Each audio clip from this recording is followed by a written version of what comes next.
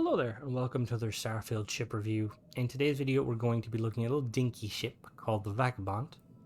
It's quite an interesting looking ship. It's got a nice color scheme to it. It's primarily a tile vessel, as you can tell by the cockpit, and the very kind of curved, cylindrical styling. So you're not really expecting much with it. It's very minuscule, very kind of minimalistic. But it has a lot of character. I quite like the look of these. Like, Taio ships in general, they're usually very large and kind of just like, I look like a floating boat, or floating boat, you know what I mean though, like it looks like it would float on water. But this one's kind of different. I think it's the mix of these little Deimos engines on the side that like make it. I love vertical lifting engines. I'm just, ooh. VTOL, phenomenal. We need more of that in our life. But yeah, so stat-wise, it's got fuel of 50, which is immediately no. Immediately no. I would, if you plan on using this ship in the stock variant, good luck to you.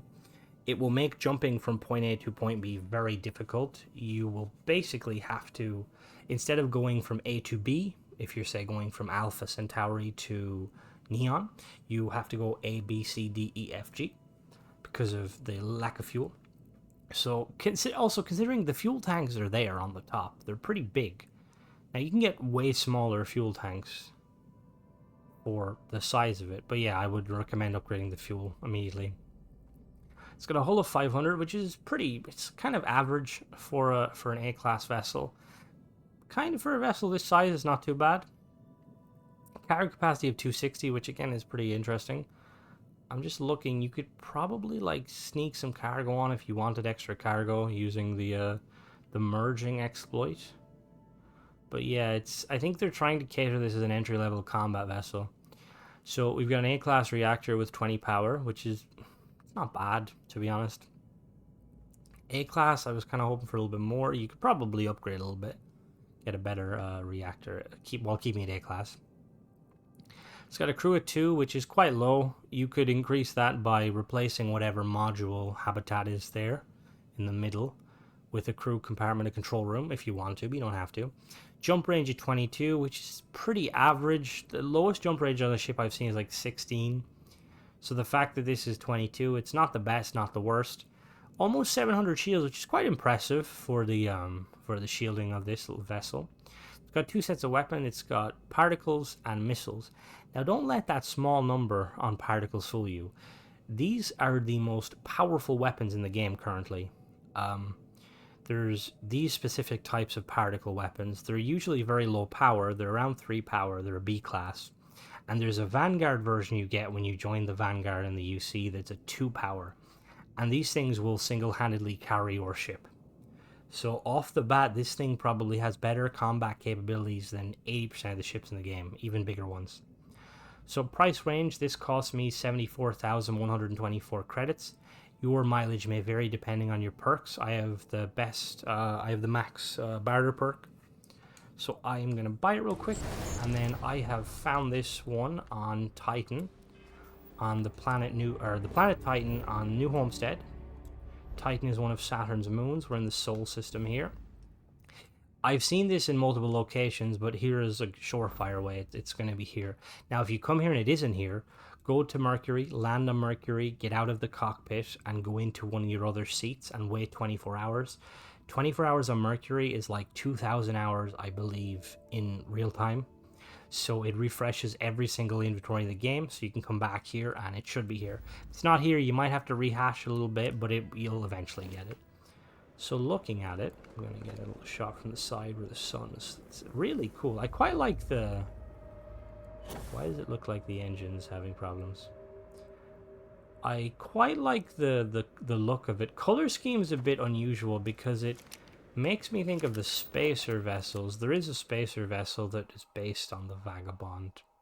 But I think the Vagabond is, again, based on something else. Cool ship all the same, though. It's got that Taio bridge. Taio bridges are really, really cool. So entryway is in the back, which is kind of unique. Very few ships do that. You gotta duck a little bit. So this is a Deimos cargo area. Really nice. I'm surprised they didn't use a Taio one, to be honest with you, but you know, it is what it is. Got a ladder going up to it. So there's not going to be a lot interior in this ship. Yeah, we have a... I think this is just an all-in-one berth Should you need me? with a toilet. We got the docking port above, which is nice. I really love bonus points for having the entryway for both. Really close. Can I get in here and close the door? Okay, that's cool. I didn't know you could get in there. I thought there was going to be like, no. Anyway, so we go past here, excuse me. And we have the Tayo cockpit. Now the Tayo cockpit, sorry, there's my Irishness. I can't say THs very well. The Tayo cockpits are really, really cool. I really like them. They kind of give off a like very minimalist vibe. Like, you know, like you don't need much computers because Tayo ships fly themselves. But you've noticed an issue here. If you've watched some of my reviews before, I hate these seats with nothing blocking your companions from looking at you. Because while you're flying, someone in the comments said it best. It's like you're driving, you know, you're going on a road trip with your best buds and they're having full-blown conversations, you know, keeping you awake and stuff. Like, it's immersive, it's kind of cool, but if you're trying to like communicate with like pirates and they're like, yo, give us your money, and it's like, hold on a second, Sarah, shut up, Barrett, shut up. Anyway, what were you saying, Mr. Pirate? But yeah, anyway, that's just a little nitpick. You guys might like that sort of stuff. I don't mind it normally, but it's just... to speak with you. Yeah, they're already off, aren't they? Yeah. Can I, yeah, I can't even show the camera, but they're there. Anyway, let's take off. So engine-wise, it has those two lifting thrusters from Deimos, and it's got the landing gear from Hope Tech. Really love those Deimos thrusters. Bethesda, please make those thrusters actually function when you're in flight mode. But yeah, a man can dream. Anyway, power management wise, okay. So yeah, shield is quite good. Now I have a perk that increases my power by 5, so for the sake of that, we're not going to use all of our power bricks to make it fair. So we got particles, we got missiles. So there's the particles there, very powerful, and then we've got a single missile. So as you can see, this is a pretty good, I would wager this is probably one of the best A-class shields. You can usually tell by the amount of power it requires, I believe. Now don't quote me on that, it's good. This might actually be a really crap shield that just requires a lot of power. But speed-wise, we have a max speed of 150, one-handed though. And then we have a boost speed of... Oh my, okay, boost speed of 740. Okay, this thing hauls. I mean, it's not carrying much, so you'd hope it would. So, doing a quick agility test. Expecting good things. Oh. Okay, never mind. God damn, that was slow. Okay, that's like a 4, maybe like a 3. And then a yaw. Oh my god. Those engines have no maneuvering thrust at all.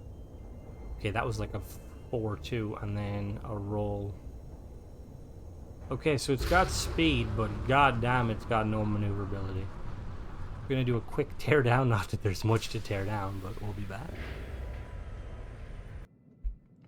Alright, so here we are. So we've got 3 tiers. So on the top tier, we have the Infiltrator SC-01 missile launcher. This is mounted directly above the, not above the cockpit, but like slightly behind it. We have the Extendo Port 200 Docker top from Tayo. And then we have the abysmal fuel tank, the M10 Ulysses HE3. I don't know who put this tank in the game, but like the limited value, you'd probably, I don't know, it'd be cheaper buying a really long hose and just connecting it to the planet. So this, sorry, that's probably a bit of an exaggeration, but so the second level, we have the main kind of living area. We've got a Dymo enhanced cockpit. We have a shroud all-in-one berth 2x1A. We've got this little equipment plate up on top for mounting the weapon. And then we have the R1000 Alpha Grav Drive from Reladyme, A-Class, 16 jump. We've got the pretty nice, decent reactor. Tokamak X150 from Jiang, 20 power, pretty decent. Some pretty fast engines, A-Class, they're Amund 7 engines from Amundon. really good engine thrust of 15,400, but very poor maneuvering thrust. I would probably swap them out for something else. And then we have two of these Deimos 220 CB landing gear, port and starboard. And then we have two of these Nova Galactic cowlings just for some aesthetic purposes. And then on the bottom level here we have a Tayo braking engine. We have a pinpoint landing gear. The two weapons that are mounted on a Horizon weapon mount, these are the PB-30 Auto Electron beams. They're by Ballistic Solutions. They do 9 damage to hull and shields, range of 3,000, and there they are, 3 max power, which is phenomenal. Let me see if I can actually show you the other ones. Ooh, it has them? Yes, it has them. Here they are here. These are pretty much like, these are straight upgrades. So they do slightly more damage, 11 as opposed to 9. But they only have 2 power, which means you could in theory have like 6 of them on your ship, which is insane. So I recommend doing the Vanguard questline just to get them. And then we have the shield generator, the Sexton shields systems, deflector SG-35 A-class, which is pretty decent shield generator if I'm being honest. And then we have the Deimos landing bay 120 LD. And then finally we have the Hope Tech 5 landing gear. So yeah, so all in all, it's a pretty decent vessel. I'm going to really quickly, if I was going to make one modification, I'd probably remove them. And then go to fuel tanks. And then two of these are like 100, right? So you can just slap them.